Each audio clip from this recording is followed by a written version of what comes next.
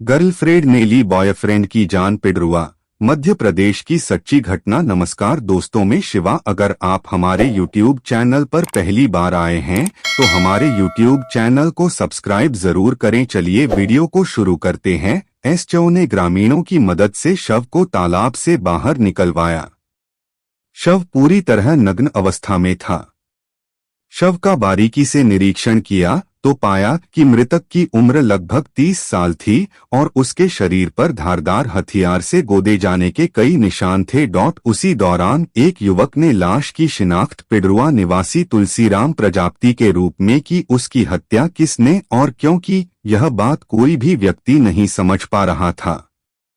26 वर्षीय सविता और 28 वर्षीय तुलसीराम पहली मुलाकात में ही एक दूसरे को दिल दे बैठे थे। सविता को पाने की अभिलाषा तुलसीराम के दिल में हिलोरे मारने लगी थी, इसलिए वह किसी न किसी बहाने से सविता से मिलने उसके खेत पर बनी टपरिया में अक्सर आने लगा था। तुलसीराम प्रजापति के टपरिया में आने पर सविता गर्मजोशी से उसकी खातिरदारी करती। चाय पानी के दौरान तुलसीराम जानबूझकर बड़ी होशियारी के साथ सविता के गठीले जिस्म का स्पर्श कर लेता तो वह नानुकुर करने के बजाय मुस्कुरा देती। इससे तुलसीराम की हिम्मत बढ़ती चली गई और वह सविता के खूबसूरत जिस्म को जल्द से जल्द पाने की जुगत में लग गया। एक दिन दोपहर के समय तुलसीराम सविता की टपरिया में आया तो इत्तेफाक से सविता उस वक्त अकेली चक्की से दलिया बनाने में मशगूल थी। उसका पति पुन्नूलाल कहीं गया हुआ था। इसी दौरान तुलसीराम को देखा तो उसने साड़ी के पल्लू से अपने आंचल को करीने से ढका। तुलसीराम ने उसका हाथ पकड़कर कहा, सविता, तुम यह आंचल क्यों ढक रही हो?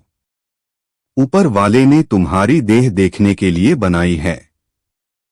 मेरा बस चले तो तुमको कभी आंचल साड़ी के पल्लू से ढकने ही न दूं। तुम्हें तो हमेशा शरारत सूझती रहती है। किसी दिन तुम्हें मेरे टपरिया में किसी ने देख लिया तो मेरी बदनामी हो जाएगी। ठीक है, आगे से जब भी तेरे से मिलने तेरी टपरिया में आऊंगा तो इस बात का खास तौर पर ध्यान रखूंगा। सविता मुस्कुराते हुए बोली, अच्छा एक बात बताओ, कहीं तुम चिकनी चुपड़ी बातें करके मुझ पर डोरे डालने की कोशिश तो नहीं कर रहे? लगता है तुमने मेरे दिल की बात जान ली। मैं तुम्हें दिलोजान से चाहता हूँ। अब तो जाने मन मेरी हालत ऐसी हो गई है कि जब तक दिन में एक बार तुम्हें देख नहीं लेता तब तक चैन नहीं मिलता है।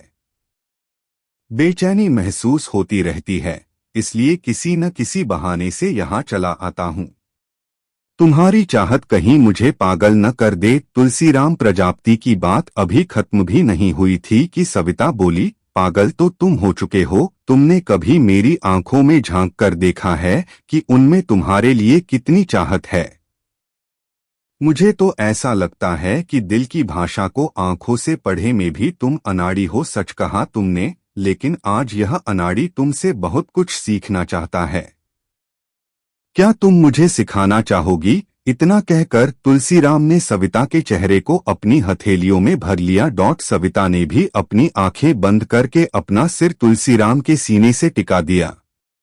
दोनों के जिस्म एक दूसरे से चिपके तो सर्दी के मौसम में भी उनके शरीर दहकने लगे। जब उनके जिस्म मिले तो हाथों ने भी हरकतें करनी शुरू कर दी और कुछ ही देर में उन्होंने अपनी हसरतें पूरी कर ली। सविता के पति पुन्नूलाल के शरीर में वह बात नहीं थी जो उसे तुलसीराम से मिली, इसलिए उसके कदम तुलसीराम की तरफ बढ़ते चले गए।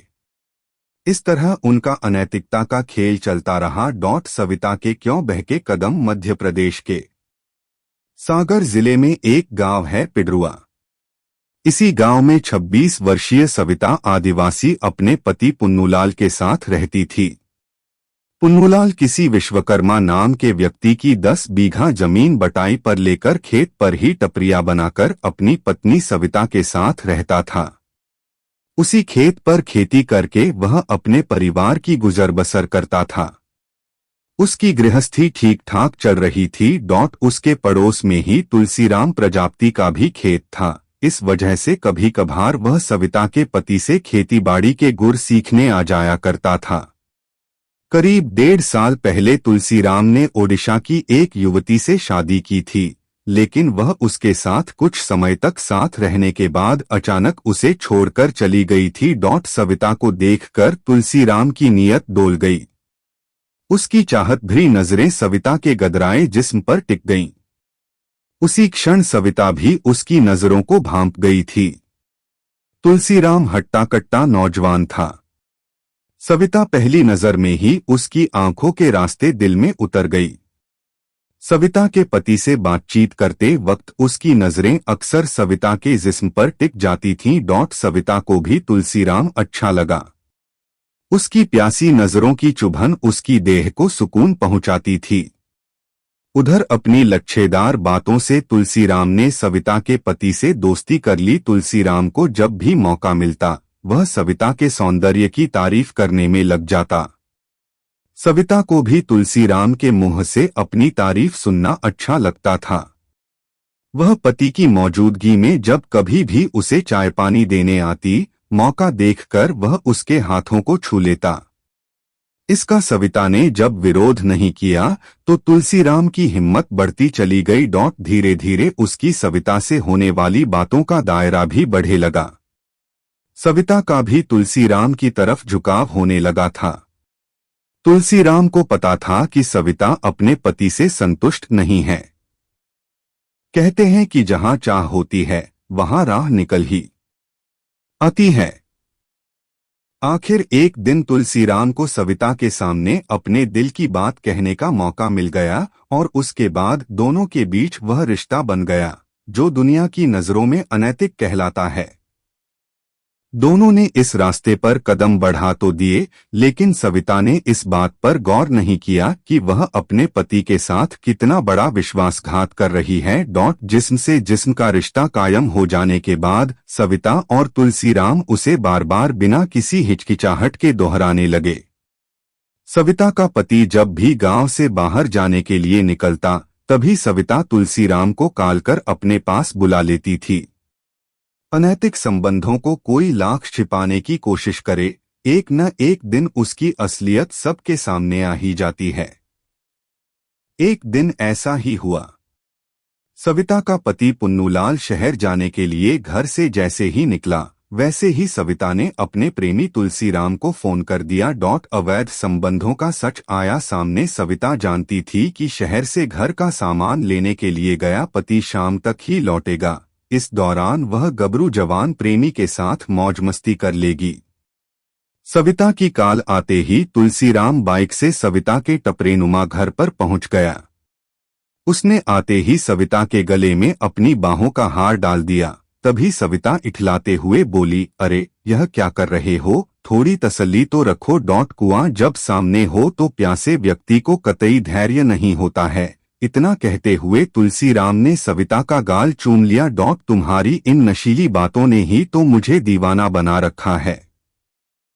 न दिन को चैन मिलता है और न रात को। सच कहूँ जब मैं अपने पति के साथ होती हूँ तो सिर्फ तुम्हारा ही चेहरा मेरे सामने होता है। सविता ने भी इतना कहकर तुलसी के गालों को चूम लिया। तुलसीराम से भी रहा नहीं गया। वह सविता को बाहों में उठाकर चारपाई पर ले गया।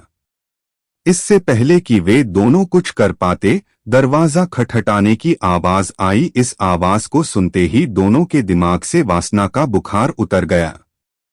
सविता ने जल्दी से अपने अस्तव्यस्त कपड़ों को ठीक किया और दरवाजा खोलने भागी।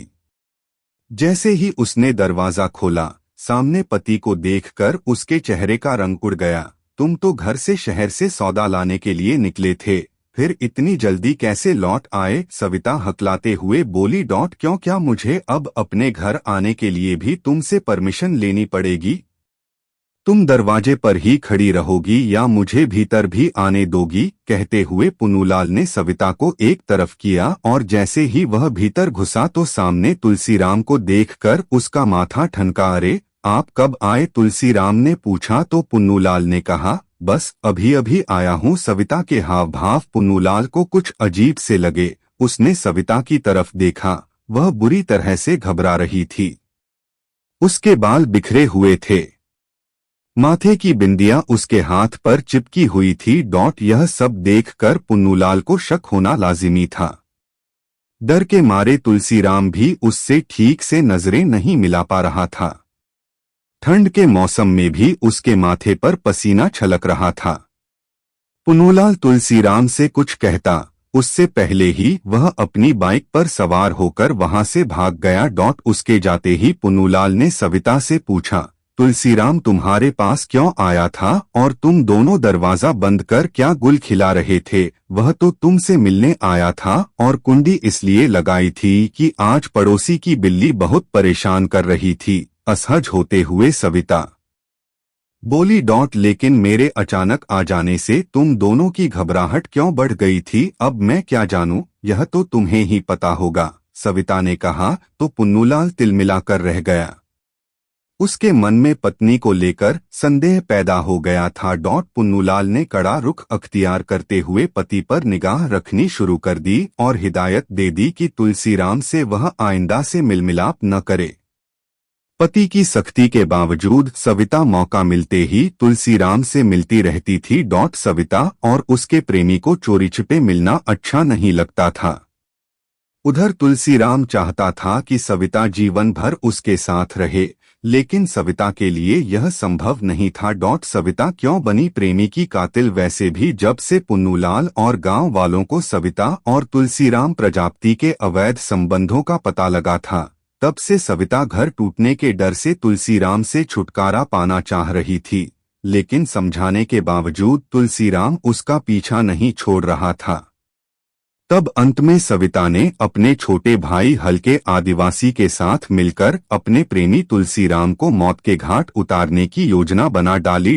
अपनी योजना को अमली जामा पहनाने के लिए 8 जनवरी 2024 को सविता अपने मायके साईंखेड़ा चली गई, जिससे किसी को उस पर शक न हो। वहां से वह 11 जनवरी की दोपहर अपनी ससुराल पिडरुआ वापस लौट आई। उसी दिन शाम के वक्त उसने तुलसीराम को फोन करके मिलने के लिए मोतियाहार के जंगल में बुला लिया। अपनी प्रेमिका के बुलावे पर उसकी योजना से अनजान तुलसीराम खुशी खुशी मोतियाहार के जंगल में पहुंचा। तभी मौका मिलते ही सविता ने अपने मायके से साथ लाए चाकू का पूरी ताकत के साथ तुलसीराम के गले पर वार कर दिया। अपनी जान बचाने के लिए खून से लथपथ तुलसीराम ने वहां से बचकर भाग निकलने की कोशिश की तो सविता ने चाकू उसके पेट में घोंप दिया। पेट में चाकू घोंपे जाने से उसकी आंतें तक बाहर निकल आईं। कुछ देर छटपटाने के बाद ही उसके शरीर में हलचल बंद हो गई। इसके बाद सविता के भाई हल्के आदिवासी ने तुलसीराम की पहचान मिटाने के लिए उसके सिर को पत्थर से बुरी तरह से कुचल दिया। फिर सविता ने अपने प्रेमी की नाक के पास अपनी हथेली ले जाकर चेक किया कि कहीं वह जिंदा तो नहीं है। दोनों को पूरी तरह तसल्ली हो गई कि तुलसीराम मर चुका है। तब उन्होंने तुलसीराम के सारे कपड़े उतारकर उसके कपड़े जूते एक थैले में रखकर तालाब में फेंक दिए।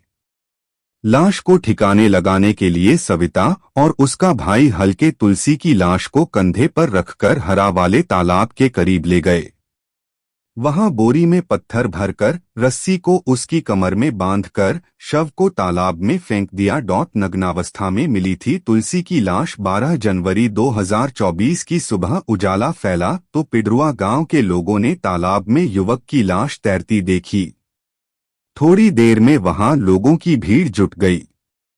भीड़ में से किसी ने तालाब में लाश पड़ी होने की सूचना बहरोल थाने के SHO सेवनराज पिल्लई को दी। सूचना मिलते ही SHO कुछ पुलिसकर्मियों को लेकर मौके पर पहुंच गए। लाश तालाब से बाहर निकलवाने के बाद उन्होंने उसकी जांच की। उसकी शिनाख्त पिडरुआ निवासी तुलसीराम प्रजापति के रूप में की। वहीं पर पुलिस को यह भी पता चला कि तुलसीराम के पिछले 1.5 साल से गांव की शादीशुदा महिला सविता आदिवासी से अवैध संबंध थे। इसी बात को लेकर पति पत्नी में तकरार होती रहती थी। लेकिन तुलसीराम की हत्या इस तरह गोद कर क्यों की गई, यह बात पुलिस और लोगों को अचंभे में डाल रही थी। मामला गंभीर था। SHO ने घटना की सूचना SDOP बंडा शिखा सोनी को भी दे दी थी। वह भी मौके पर आ गईं। इसके बाद उन्होंने भी लाश का निरीक्षण कर एसएचओ को सारी कार्रवाई कर लाश को पोस्टमार्टम के लिए भेजने के निर्देश दिए। एसएचओ पिल्लई ने सारी कार्रवाई निपटाकर लाश को पोस्टमार्टम के लिए भिजवा दिया। फिर थाने लौटकर हत्या का मुकदमा दर्ज कर जांच शुरू कर दी। एसडीओपी शिखा सोनी ने इस केस को सुलझाने के लिए एक पुलिस टीम गठित की। टीम में बहरोल थाने के एसएचओ सेवनराज पिल्लई, बराठा थाने के एसएचओ मकसूद खान, एएसआई नाथूराम दोहरे, हेड कांस्टेबल जयपाल सिंह, तूफान सिंह, वीरेंद्र कुर्मी, कांस्टेबल देवेंद्र रैकवार, नीरज पटेल, अमित शुक्ला, सौरभ रैकवार, महिला कांस्टेबल प्राची त्रिपाठी आदि को शामिल किया गया। चूंकि पुलिस को सविता आदिवासी और मृतक की लव स्टोरी की जानकारी पहले ही मिल चुकी थी, इसलिए पुलिस टीम ने गा के अन्य लोगों से जानकारी जुटाने के बाद सविता आदिवासी को पूछताछ के लिए थाने बुला लिया। सविता से तुलसीराम की हत्या के बारे में जब सख्ती से पूछताछ की गई तो उसने पुलिस को गुमराह करने की भरसक कोशिश की, लेकिन एसएचओ सेवनराज पिल्लई के आगे उसकी एक न चली और उसे सच बताना ही पड़ा।